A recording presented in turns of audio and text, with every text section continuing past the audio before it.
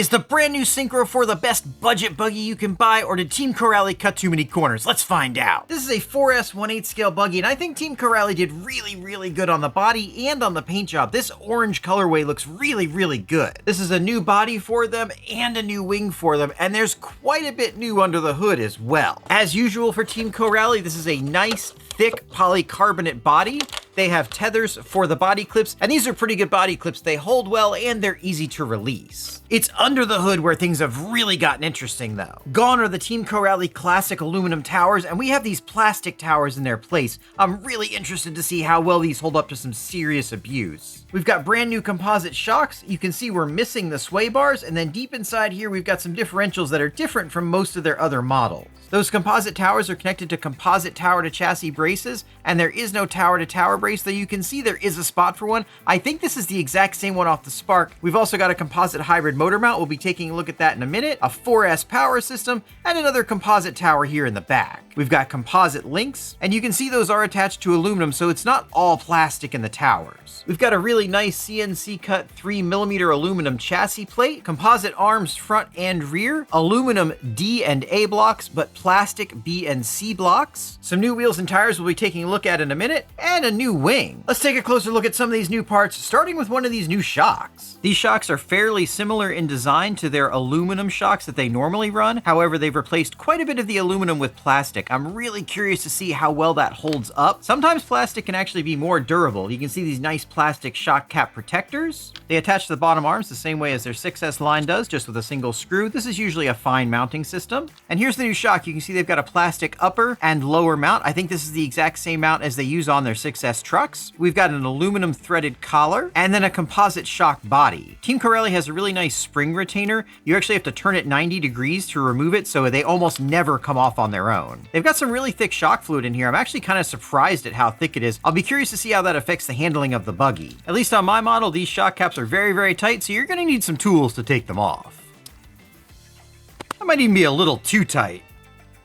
Okay, so these are bladder style shocks, and they do have a bleeder hole here, which helps get all the air out when you bleed these. You can see the nice composite bodies on here, and these look to be very high quality, which is exactly what I would expect from Team Corally. The aluminum shock caps that you get on pretty much every other Team Corally model do tend to be a little bit weak, and I'll be interested to see if these shock caps are actually stronger than the aluminum ones you normally see. Plastic can sometimes be better than metal. These shock standoffs are another interesting design. They're integrated into the towers, and I bet this is going to be a pretty strong setup. Before we put this shock back on, I want to take this tower off and get a closer look at it. One nice thing about this integrated design is you don't really have to put anything on the back of this screw here in order to take this nut off, although I will be curious to see how well these screws hold up. They do have a lot of plastic reinforcement. Corally does have threaded hinge pins holding the upper arms in, but they use these little set screws to make sure they don't back out. Arrma could definitely learn a lesson from this, as their threaded hinge pins back out all the time. They've got a couple extra spacers on these hinge pins. I'm assuming that's to accommodate for this different design. And then of course they've also got spacers on the inside. This is to allow you to change the geometry of the steering with the upper arm. I don't really think this is necessary. I think they should just get rid of these, as most people are never going to adjust them. In the front, the shock tower actually covers part of the differential cover, so if you want to remove the differential, you are going to have to pull this shock tower. And you can see here we've got a little bit of aluminum reinforcement where the hinge pins go through. That's nice to see. It's not all plastic. And here we have that brand new plastic shock tower. You can see the integrated shock standoffs, how on the backside it comes in and integrates into the chassis brace, and then how it covers over the front bulkhead. Interestingly, in the rear, it doesn't look like you're going to have to take that rear shock tower off in order to get the rear differential out. That's probably because it's a different design to accommodate the rear wing mount, which is integrated into that shock tower. The previous wing mounts have always been a weak point on these cars. I'll be really curious to see if this is an upgrade to that. Let's take a closer look at this front differential. We just got a little mini buggy style front bumper on this. It would be really nice for Team Corally to offer upgraded bumpers for these for people who like to bash their cars hard. It wouldn't be too difficult for them to do, and it would be a great thing for us.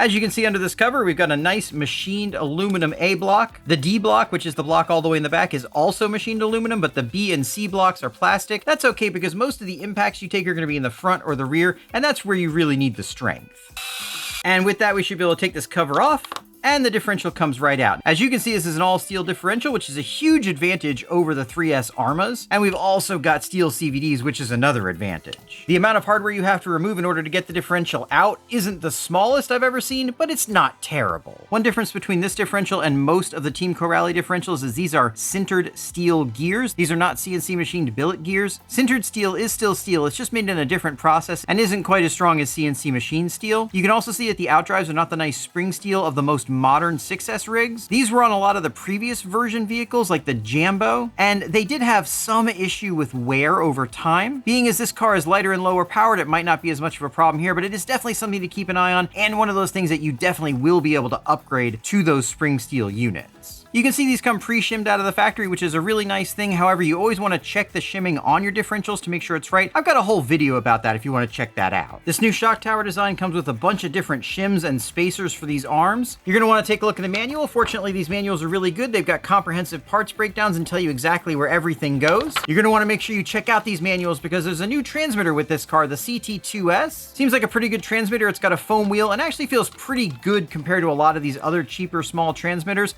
You do get a 50% and 100% switch, so if you've got someone driving this car for the first time, you can turn the speed down, make it a little bit safer. Looking in the manual, I noticed that these little shock standoffs are not actually part of the shock tower. They are a separate piece. Now I'm really curious to see how they hold up. I'm gonna have a video out very soon where I discuss all the different ways you can make custom parts for your RC car. There's a lot of really cool stuff you can do these days, and it might be time to start making your own parts. Before we finish putting this together, this is a great time to show you the steering system. This has an aluminum Arrma bar, as well as an adjustable servo saver hiding there in the back. Let's see if maybe, just maybe, Team Corally decided to give us serrated wheel nuts finally. Nope, unfortunately they didn't. Now you can serrate these yourself with a file, you can add a little bit of thread locker here, or you can get a set of upgraded wheel nuts from places like M2C. These tires are also brand new. They look pretty familiar. I'm not sure exactly where I've seen this tread pattern before, but I've definitely seen it somewhere. These are very, very stiff tires. This rubber feels very thick. You can see though that they're still venting the wheels and not the tires. I recommend sealing up these wheels and venting your tires. I've got a full video on that too. Probably need to make an updated one though. And then behind that, we've got 17mm hexes as well as pillow balls on the top and bottom. Moving back toward the inside, we have a actually fairly decent metal geared servo. These work pretty well and they're pretty powerful, especially when you take this Hobbywing derived 135 amp Max 10 SCT style ESC and put it on 7.4 volts. You can also see that they put the power button right here, which is really nice because you can actually reach it from outside the body. Now attached to that ESC is going to be a Curon 725 motor, which should propel this thing pretty well on 4S, and who knows, maybe on 5S or 6S as well. Let's take a closer look at this new motor mount. As you can see underneath this cover, we do have that provision for the Spark style center brace. That'd be a really nice and cheap upgrade for this car. And as we lift off this cover, we'll see we have a center differential here with a plastic housing and a sintered steel spur gear, but we do have a machined steel pinion gear. Unlike some other vehicles, you're gonna have to take these mounts off from the bottom in order to get this center differential out, but I wanna take a closer look at this motor mount anyway, so let's do that now.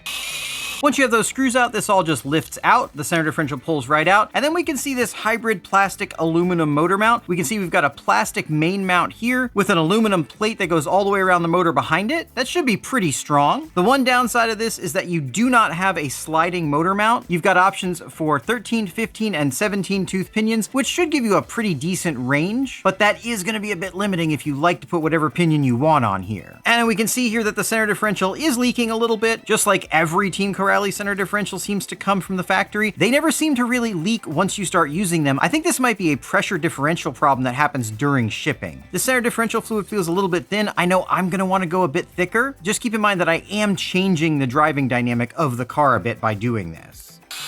And this isn't super full, so I should be able to add just a little bit of thicker fluid in there without taking anything out. I'm gonna be adding just a dab of this Traxxas 20 million in there. You can mix differential fluid weights, even just really, really thick stuff like the 20 million. It'll mix with what's in there perfectly, and will just become the average of whatever you put in and what was already in there. This is a great time to take a look at those front and rear tower to chassis braces. These look pretty good, and they actually attach with 2 screws to the chassis, which should make it quite a bit stronger. We can also see the battery tray here. This is a decent battery tray, though I have broken a couple of them, and these battery straps do tend to break with 6S batteries, but maybe they won't with 4S batteries. Let's get this back together and take a look at programming the ESC. Unfortunately, the only program card that will work with these ESCs are the old school 2-digit style ones, but it works fine, and the card that you have for the normal easy run system will work for this. And as you can see, we have the full range of programmability on here, which is really nice because some other manufacturers tend to kneecap these functions for no good reason. In this case, we're going to go to the BEC voltage and we're going to change that to 7.4 volts, and that's all we need to do.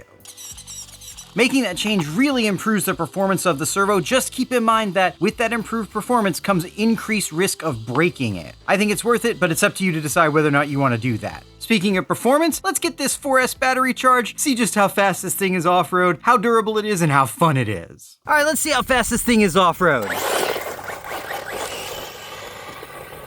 Feels pretty stable. Full throttle. Bring it back. That feels good. All right, one more pass. Full throttle. Let's bring it in, check it out. 34 miles an hour, that is not too bad for off-road. I think we can obviously get a little bit more than that on-road, but still feels pretty good. Let's go see how this thing bashes.